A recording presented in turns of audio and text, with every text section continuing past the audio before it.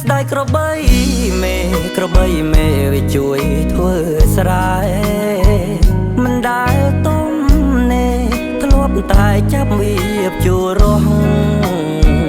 ក្របីខ្ញុំស្លូតជួយធ្វើការមិនដែលជុំទាស់ទាំងជួទាំងរស់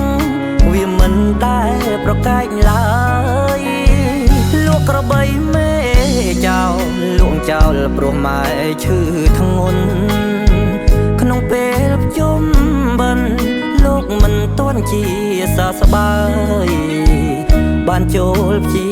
បាល6រៀលគាត់ក៏គ្មានឡើយថាថ្នាំពេទ្យណោយមិនហូរបានលក់មេឃ្លៀចម៉ែដេក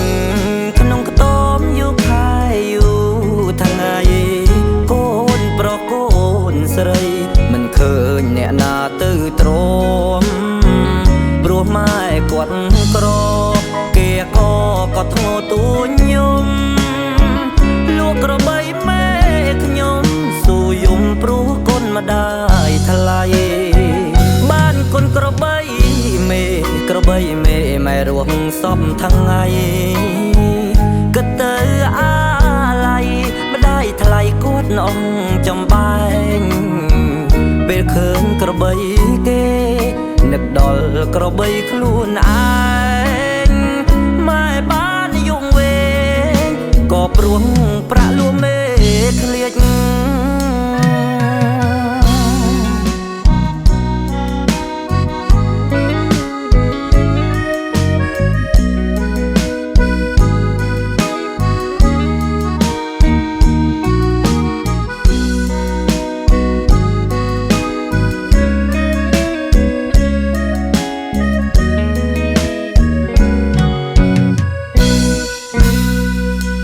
ម៉ែ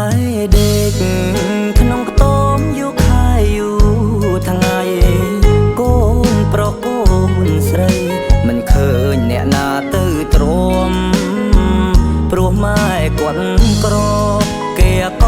ក៏ធ្ងោទូញខ្ញុំលក់ក្របីមេ